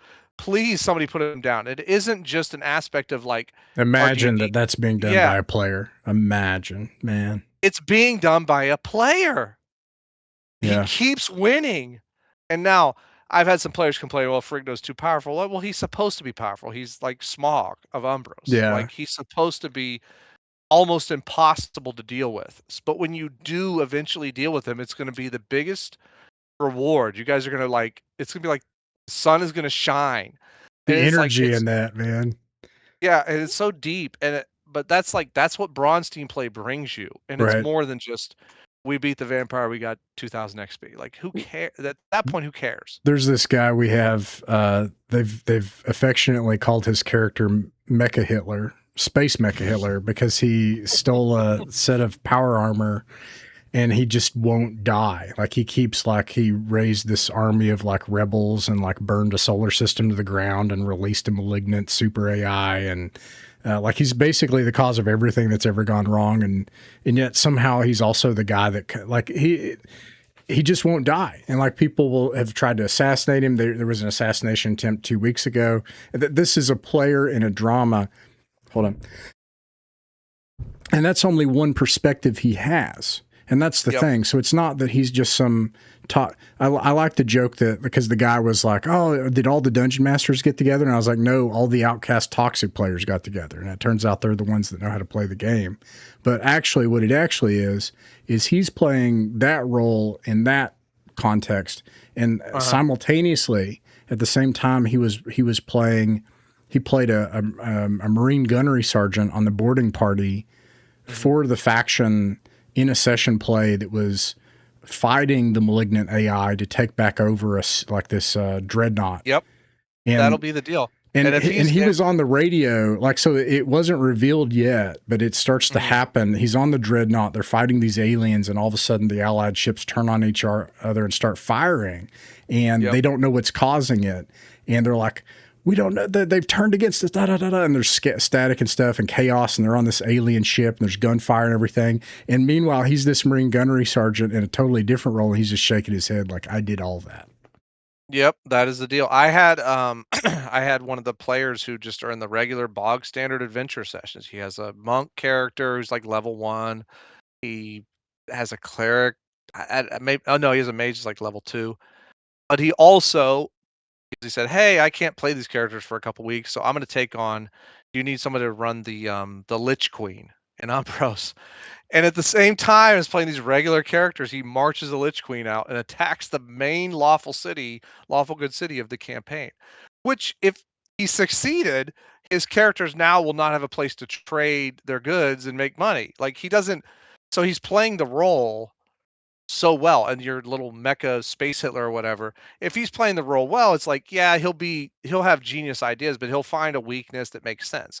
Yeah. Traveler is a little bit different because the roles are not quite as defined as like a fantasy games. I think have the tropes are a little bit more clearly defined, and for Traveler, I think you need to read like Mhm. what is Winds of like Gath. Yeah, Vance, and what's the one guy? I can't remember EC the name of him. Tub, Paul Yeah, Anderson. Tubbs, there you go, Tubbs. Yeah. Yeah, Anderson. If you read that stuff, you'll start to be like, "Okay, this is who this guy is from one of these stories." And you'll see, like, the reason the hero beat him is because of this fatal flaw or this hubris or something like that. And if he's a good role player, he'll lean into that, like, "Okay, yeah, my guy is a genius because I'm really good at this type of stuff, but the fatal flaw is maybe this or that." But like I said, but fantasy stuff, the tropes are a little bit more clear, and it also shows why everyone's so mad about the Odyssey and stuff because they twist all the tropes. And that's one thing to bring back the cultural discussion is the BrOSR, I feel like, is having more impact on culture on a really micro scale, but like we're climbing the ladder and climbing the card to like make a bigger impact in so much as complaining about the culture is nonsense. It's demoralizing. Like complaining about Odyssey is demoralizing. It is. And right-wing radio that complained that, this thing happened that stomped your rights or whatever in their opinion. It's demoralizing. Like if you share those opinions, you just feel sad after you listen to those shows. Yeah. You know, and it's the same thing when you hear everyone say, "Oh, the Odyssey, Christopher Nolan did this and this and this, and it really stinks." Like you can talk all the crap and you can make your little meme jokes or whatever, but at the end of the day, you're like, "We lost. They won. They took that field of battle." The BrOSR is not losing the field of battle. We're taking territory. It's small territory. Think of it like Hollywood is working off of like 25-mile hexes and we're working off like 1-mile hexes. But we're slowly like piecing it together. We're like just taking a little bit. You have to establish your keep, and it's a D&D domain establishment. But it's the only thing I've seen in anywhere like across the internet where we're actually having like positive momentum for our cultural stances as opposed to just being demoralized or beaten down. Yeah. And it's the only place. It's insane. I listen to like talk radios, like it's all whining. It's all whining. I listen to OSR, podcasts that have like Yeah, a right wing like the bent. Gen X guys, right? Like It's they'll all whining, like pundit. It's all whining. Oh, Watsy's doing this, and they made the orcs into Indians who are like enjoy pie, and it's all like gender blending on the cover of the it doesn't I don't care. You're whining. If you think that that is not a good thing for your hobby or a good thing for your culture, all you're doing is complaining about it. You're not actually doing anything. Now, that might hit the algorithm. They might make a little bit of money from YouTube on it, like $10 or whatever stupid money YouTube gives you after they take their cut. But BrOSR is actually moving the meter. And people are discussing these concepts even outside of like they pretend not to know we talked about them first because we have these sort of more harsh, like dissident right wing views. They can talk about it. We all know where it comes from. It was a Questing Beast talked about Braunstein play or whatever and didn't mention any of us. Shadow Dark has it mentioned in there, like, what about this Braunstein play? And, Axe talks about patron play, which is an early version of what we call Braunstein play now. We're getting, we're having momentum in these places. But making money is not what matters. What matters is getting people to play better games and get people to play these games that you talk about. Like, I can't believe a person's behind this. That's real gaming. And that's why BrOSR and Umbros are free. They are free PDFs. You can get Umbros and BrOSR in print, but they're at cost. You're just paying for the paper. You're just paying Amazon and Lulu, respectively, to get it delivered to you because we just want you guys to play better games. That's the bottom line on that. Yeah, so let me cap in the BrOSR and Umbros free. Just to emphasize to everybody, it's free. Go drive through RPG. There will be links in the description. There'll be links for all of this, including for your blog and everything like that. But those are like, especially BrOSR is very practical. You can take BrOSR and you can model it how you want. And you can create like I did. I did this with Traveler with Voidstein 1, and that was nuts. Voidstein 1 was crazy. It was crazy, that game was. So you could just do that right now. And then Umbros is something I got to say, I wish I had read it more carefully. I almost feel like I had to fail in every way you described in order to understand it. And then I went back and I was like, oh my gosh, this is, and then I basically replicated all of those mistakes. So those two books are practical. They're free. Get them, just get them. Now, Winning Secrets. So Winning Secrets, I just want to kind of like summarize it. To me, it's in 3 parts. You tell me if you think I'm wrong. And then I want to address what you just said. We're going to talk about it. Let's talk about culture. But because I don't think you can get Winning Secrets and not get a big dose of culture. So I think we should talk about it. But the first thing is the front essay by Rule of Thule. Rule of Thule is one of the bros. He's one of the main, and he's one of the authors of Winning Secrets. And then you and Jeffro Johnson, right? You're the authors, right? So, and that essay by Rule of Thule kind of lays out a case. I think it's a pretty good case. I think it conflates the opposition. So there's going to be a lot of people that read it and they're going to say, oh, did I mute you? Can you hear me? Yeah, I can hear you. I'm good. Okay. That's weird. I had that muted somewhere. Okay.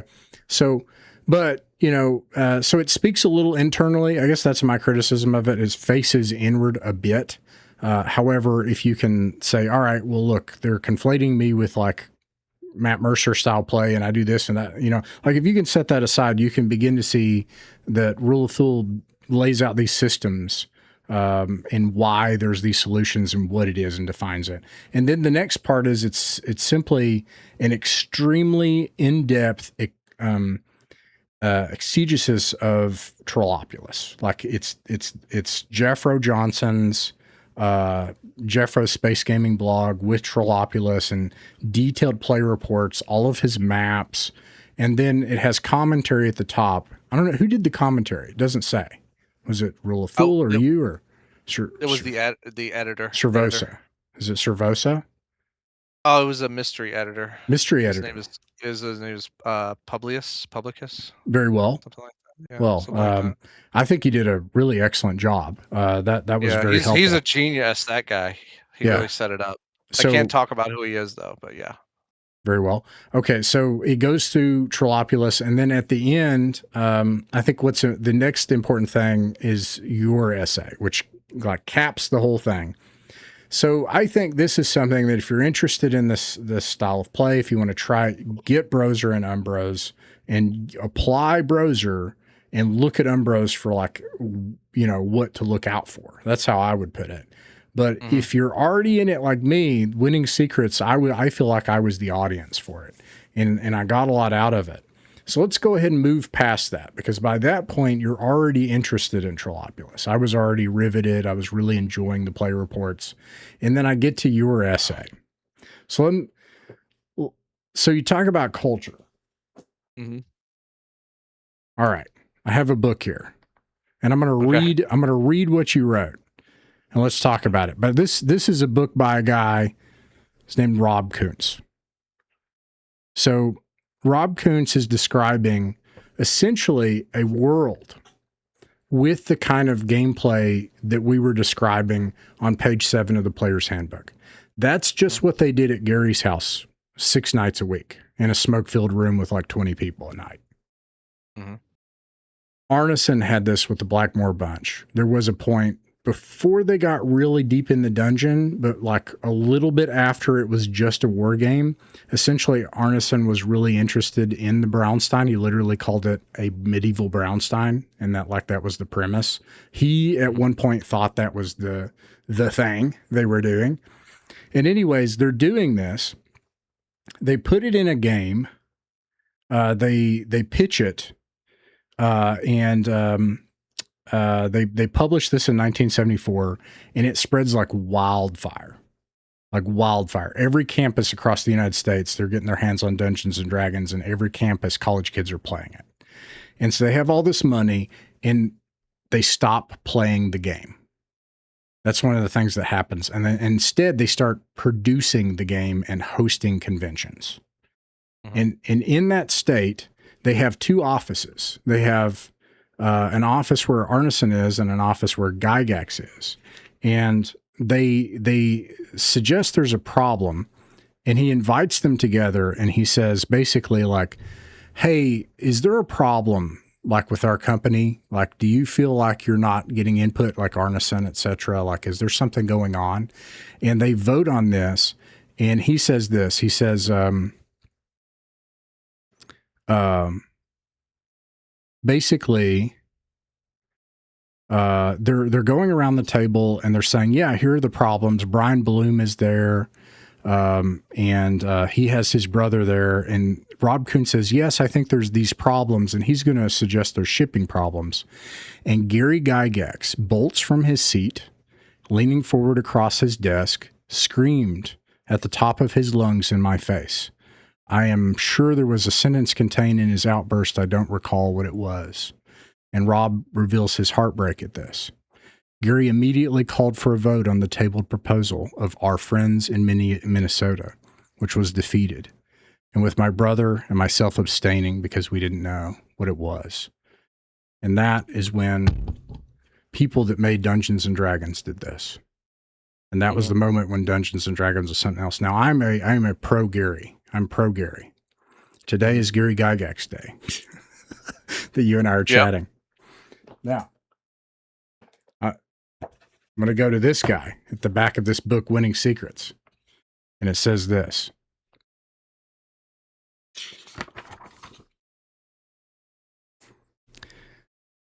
Looking back, it's undeniable the BrOSR did something incredible in 2020 that never happened before and may never be replicated. Gygax and Arneson failed to pass down the culture that their hobbyist successes in the 70s saw. Why? Because the BrOSR did something which all corners agree Gygax did not do. We had Christian honor. We gave our brothers credit for ideas and successes. That's why we succeeded. And then I got to skip ahead here. And it says this. This is the very end. It says, you may read all this and wonder aloud at its grandiosity. I think everybody that watches this does that. You know, like they hate that. But of this essay, of this book, it's just a game, B-dubs. It's just D&D, man. It's just elf games, a certain man who we love to credit likes to say. May linger on your tongue, but how you do anything is how you do everything. So that's how you come close to ending the book. So my question to you is this. If that's how D&D broke and when and where, and this is how it can be fixed, and you're talking about culture, like forget about the left and the right. Is it fair to say that's going to be irrelevant pretty fast? I think so. Like if you're a dissident, you can look outside of this a bit from orbit where you haven't mattered up to this point anyway, and you can look down on it and see it disintegrating and realigning. I don't know. Maybe you disagree. I don't really want to get into the specifics of it, but it seems to me that is a smaller matter. This more cosmic matter is this idea that how you do anything is how you do everything. Our Lord said that. So how can we love each other? How can we actually not do what Gary and Dave did? I say that as someone who loves Gary and Dave. Yeah, I mean, if you're a lot of OSR became anti-Gary over the years because they wanted to be more rule zero, and they saw Arneson as being more of a rule zero proponent. So that was why they did it. They wanted to be able to say, well, we do whatever we want. The rules don't matter. And the fact that Gary thought he could write these 3 volumes of these big, giant books telling us exactly what rules, and then have some little section at the back that says, well, if you change any of these, you're basically not playing AD&D. There's a section in there. I don't know what page it's on. Moderns hate that kind of discussion. They just hate it. You know, they don't want to be told that if they're not doing it this way, then they're not doing it. So they've OSR in particular aligned with Arneson on that front because he was known to be more of a freewheeler gunslinger with rules. Now, myself and Jeffro, we lean more towards the Gygax stance. We believe that you do have to codify some of this stuff, and we believe that it was codified because Gary in particular was seeing things. You could take it like there may be some BrOSR guys that are like, ah, 1-to-1, that was all I need. That's all I need to take from this. 1-to-1 time, it's enough. Everything else is kind of secondary. I can run it with any kind of game. Or this Braunstein play is great. I can run it with any kind of game. Myself and Jeffro, we think that the quintessential is first edition Advanced Dungeons and Dragons for fantasy role playing. I'm not going to go into sci-fi, which I think Traveler is the best for that based on what I've seen. But so what does this all have to mean with culture? Why does this happen? Because there's a spirit. There's a spirit of the sort of person that says, I'm going to champion Arneson because I don't want to be told that something is wrong or right. There's a spirit to that. So they then will look for Gary's flaws. Of course, he was a very flawed man. Most of us are. So they will look through, he did this, he's a coke addict, he went to Hollywood, he abandoned the game, blah, blah, blah. You will sort of look at it like what was wrong with him. And then you will use that to argue that you can then do whatever you want with the rules. Well, I can reject his game system. The BrOSR takes a very interesting and sort of like subtle stance on this, and myself in particular, which is what I think is probably clear from that essay if you read it very holistically and carefully. I think Gary created an amazing rule system, okay? And I think Gary was a flawed man. And I think Gary did not have the Christian love because, as a lot of people of his generation, he was just chasing the cash. He was just chasing the experience. He was chasing Hollywood. This is all very well documented. So his flaw was that he failed to acknowledge and failed to show love to those who helped him discover these things. The BrOSR doesn't do that. Like some people that listen to this podcast, if you listen all the way through, God bless you. I give you credit that you listened to all this. I don't know if this was interesting. I'm interested. It appears my host is interested. You might not be. You can say me in the comments if you were not interested, and I will call you fat and stupid. But what you will come to is we want to give credit to each other. So even though maybe I didn't agree with, let's say, John Mollison on every single thing he says, I know that he helped push the envelope with me, with Jeffro. Jeffro is probably the most controversial figure of all the BrOSR. He is that lightning rod. He's that face that everyone can see and be like, this is the guy I disagree with. But we want to give credit. He's the one. He's the one that pushed it. He's the one that said, this isn't quite right. What about this 1-to-1 time? We didn't want to do 1-to-1 time, man. We're trying to do a D&D campaign. We don't want to not have our characters that week. I start my essay about the fact that I hated the fact that I couldn't play my character in a session. That's the first thing I said because it sucked. It was a sucky feeling. It was a new feeling to be limited. But through the limitations, we had something greater happen. It's like the walls of a garden. It's not to like the walls of a garden aren't to like keep you from having beauty. It's to like encompass the beauty. And that's what 1-to-1 time was. But then additionally, we have to give credit. And Gary just didn't. Gary wanted to pretend that Arneson didn't have input. Arneson wanted to pretend that Gary was a moron control freak. Based on what I've heard, based on the OSR essays and blogs about this subject. I don't know for sure. I wasn't there. But most everyone who talks about it and how Gary was so terrible, that's the type of stuff they'll say. So what does it mean? What it means is they couldn't pass on the culture because they were doing stuff that their generation was very commonly doing, which is just chase the cash. Chase the cash, no matter who suffers.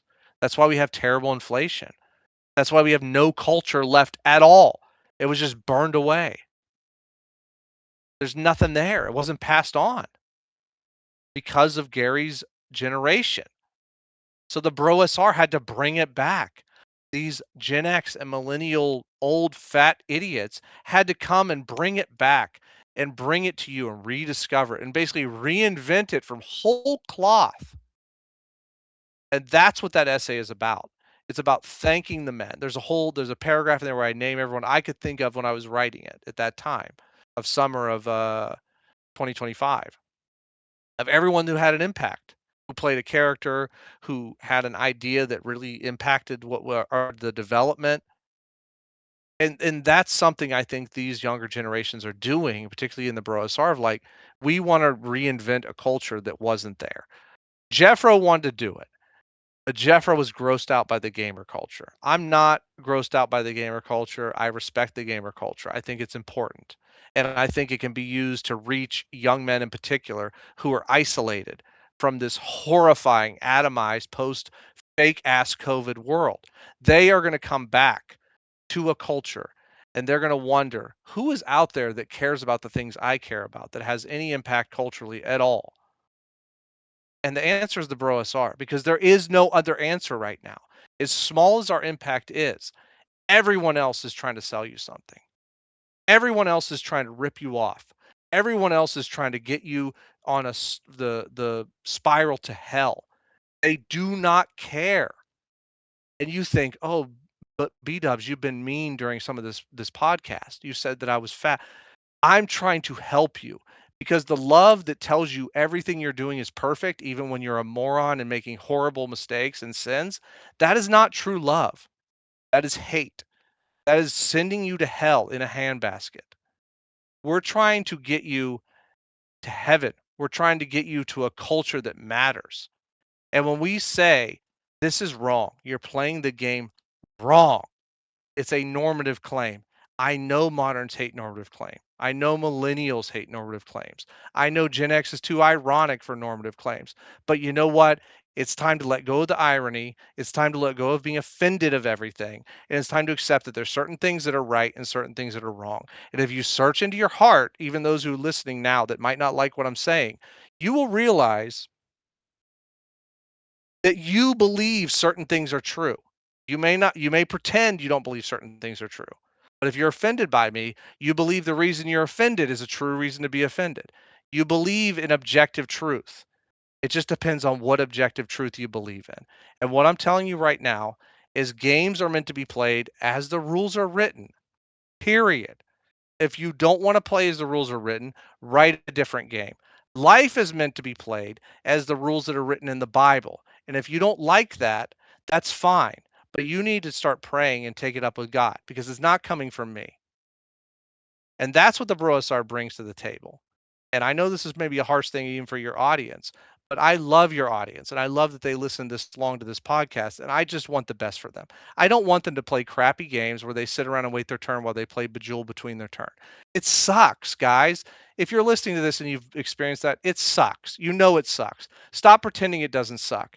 And if you love your friends, tell them, let's stop playing a sucky game. We all love each other. We all love hanging out with each other. Let's play a good game together instead of a sucky game together. And you can play this style of game. You can play a Braunstein style D&D game, which is how first edition AD&D was meant to be played. Is how it was written. It is foundational to the system. Second edition and after started trying to strip those things away. I'm not going to explore that because who cares? It's boring. We all know those games are inferior to first edition. We all know first edition is better. And I think Traveler's a great game if you prefer sci-fi style games. It's a good Braunstein game.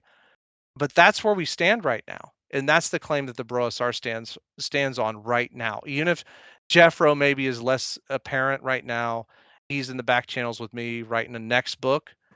But that is where I am. And I'm not going anywhere because I'll continue to tell you guys you suck, you're fat until you get your stuff together. Because that is, to me, that's Christian love. If you are fat, you should be told you're fat. I don't know.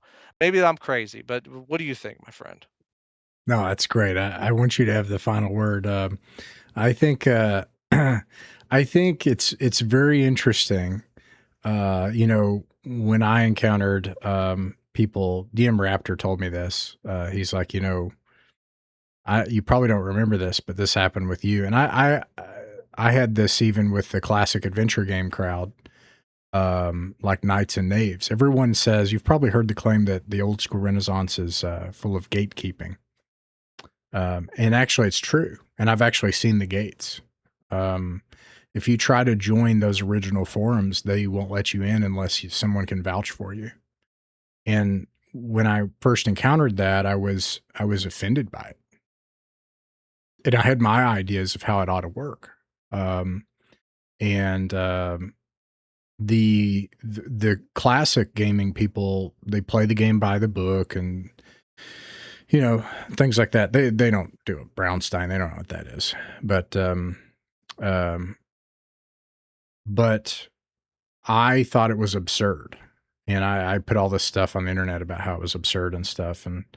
Um, and I've been surprised very often by what you said in life that, we know what love actually is. It's certainly not that thing which faces the mask of identity. It's not.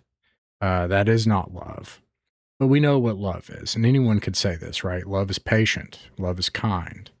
Love is suffers long.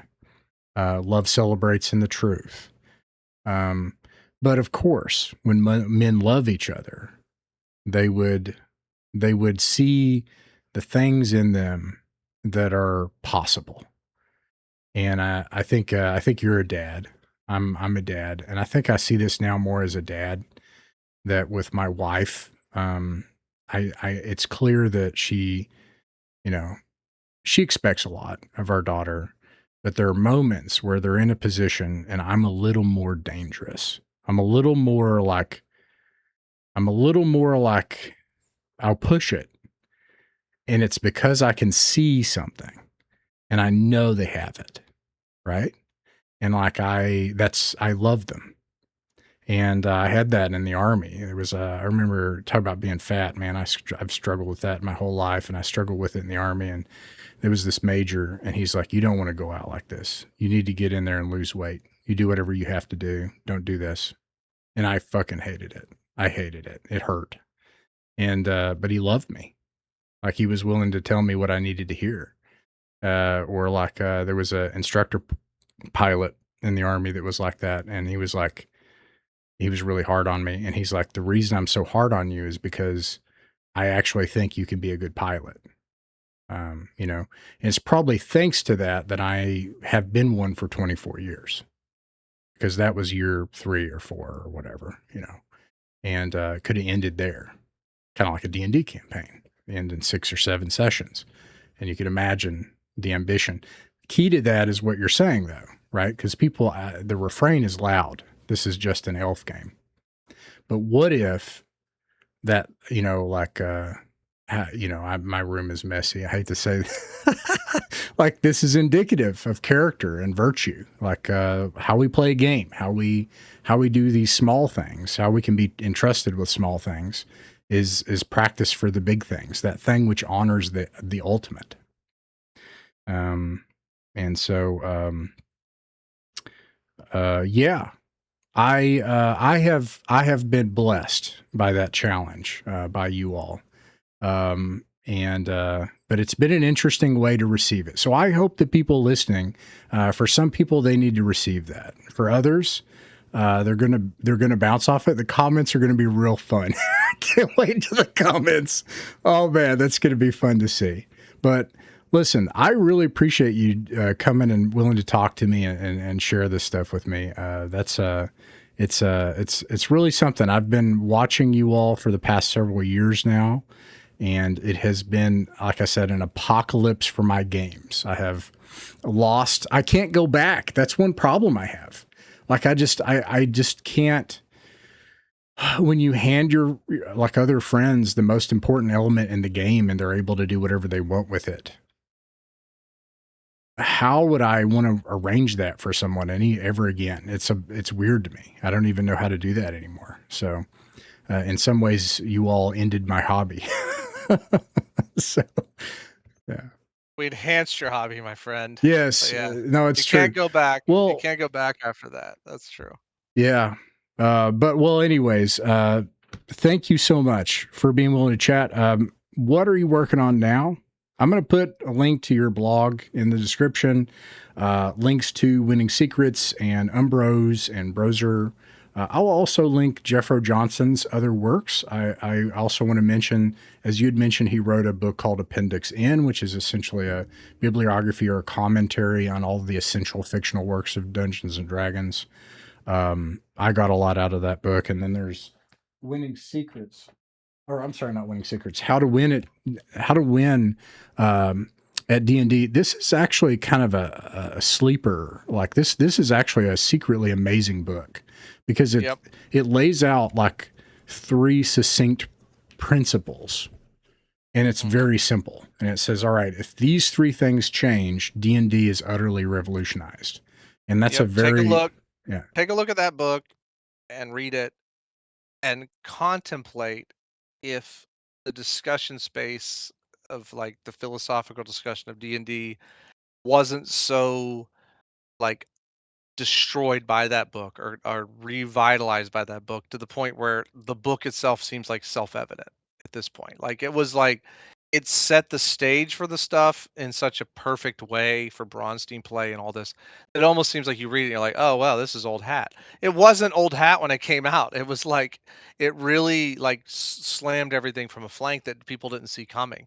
Even myself and the BrOSR, like it really it split a lot of the bros because it was so like it was so apocalyptic in a way that like what you said about your campaign. But I recommend that. Winning Secrets is out, which is our essay book. What am I working on now? We're looking into like a Winning Secrets too, which will have a much better name Hmm. than that. But we're exploring what this all means. Some of the subjects that we're exploring for the book between me, Jeffro, and Thul are um, method for me, acting and how it relates to role play. I'm going to expand on my scene and goss post that I put a blog up some months ago. I'm making it much, much, much longer, much more involved to give more thoughts on scene and goss.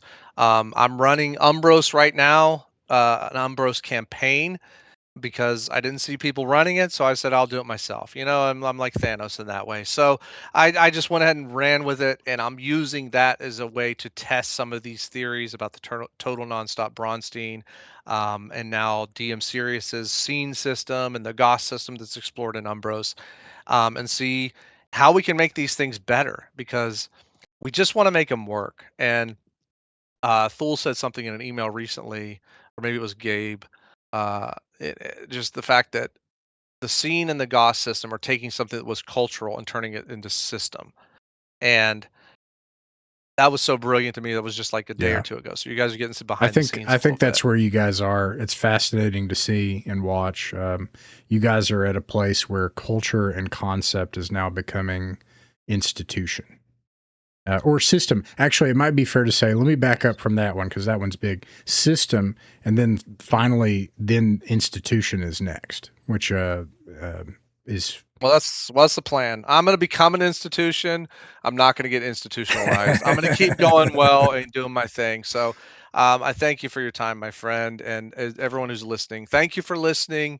Thank you for dealing with my promos where I made fun of your looks, weight, general attitude, and aspect. If you are so inclined, please consider the Roman Catholic Church. Consider submitting to Rome. Pray in the way that you pray. And if you decide that you want to consider maybe praying a rosary, I highly recommend a daily rosary. It will clear your mind, clear your spirit, and clear your soul. awesome. Thank you, B Dubs. Thank you.